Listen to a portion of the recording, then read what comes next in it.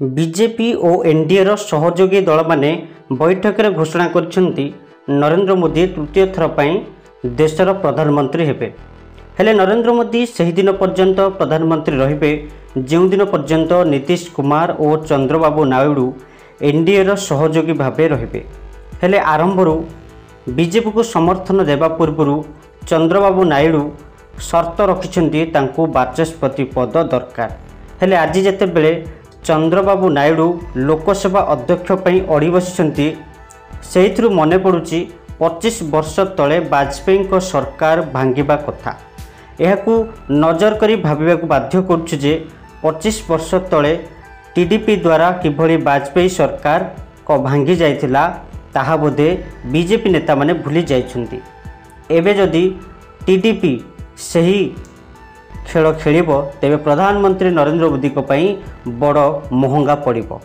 लोकसभा बाचस्पति पद टीडीपी को दब काहींकी विपद ताहार एक पुराना इतिहास रही।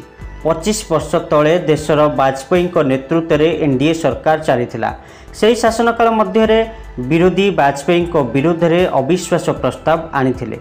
एणु वाजपेयी सरकार संसद में 1999 एप्रिल 17 तारिख में यह प्रस्ताव उपरे बहुमत प्रमाण करने को चेष्टा करथिले।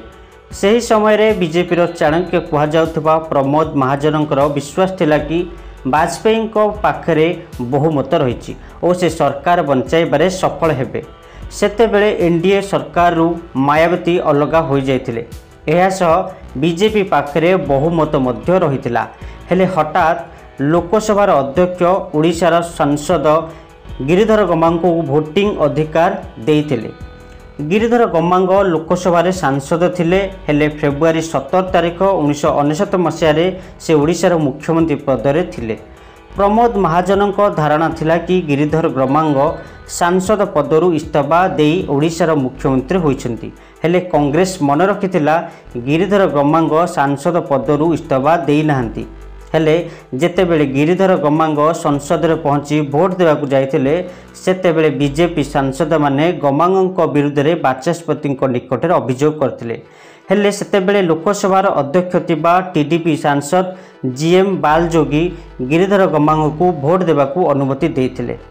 तेणु भविष्य में टीडीपी नरेंद्र मोदी को अड़ुआ सब्यस्त करें।